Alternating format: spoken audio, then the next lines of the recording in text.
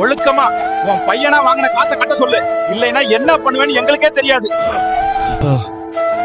பச்சையப்பா, இந்த பாழா போன தறிய ஒட்டி நம்ம எப்படா இந்த கடனை கட்டி முடிக்கிறது? பேங்க்ல லோன் கீன் ஏதாவது தருவாங்களான்னு கேட்டு பார்க்கலாமா? நம்மள மாதிரி ஏழைகளுக்கு லோன் கிடைக்கிற மாதிரி இருந்தா நாம ஏமா இந்த மாதிரி கந்து வட்டிக்காரங்க கிட்ட எல்லாம் கை நீட்டி காசு வாங்கி இப்படி அசிங்கப்பட போறோம்?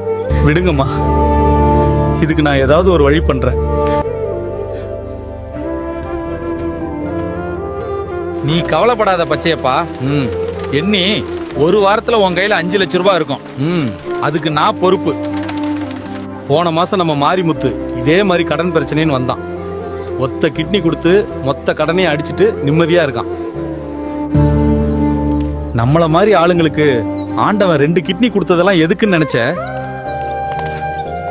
ஒரு கிட்னியை வித்துட்டு ஒரு கிட்னியை வச்சு வாழறதுக்கு தான் பச்சையப்பா. என்ன மோனே, என் கடனை எல்லாம் கட்டிட்டு நானும் எங்க அம்மாவும் நிம்மதியா இருந்தாலே போதும். இங்க பாருடா, பச்சையப்பனோட கடன் பிரச்சனையை சாக்க வச்சு ஒரு வழியா அவனை கிட்னி கொடுக்க சம்மதிக்க வச்சுட்டேன். உன் டாக்டர் கிட்ட சொல்லி முழுசா 10 லட்ச ரூபா வாங்கி கொடுக்க சொல்லிரு. காசை பத்தியெல்லாம் அவன்கிட்ட யாரும் மூச்சு விடக்கூடாது, புரியுதா? அதெல்லாம் பண்ணிக்கலாம்னா அப்படியே என்னையும் நல்லா கவனிச்சிருங்க. சுமார் 5 வருடங்களுக்கு பிறகு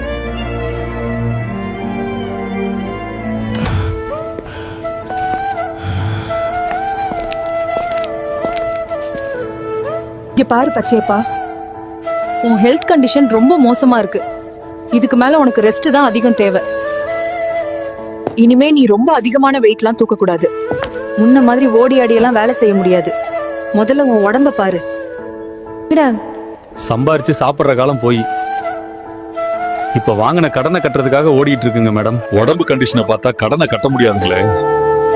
நான் வர்றேங்க மேடம்.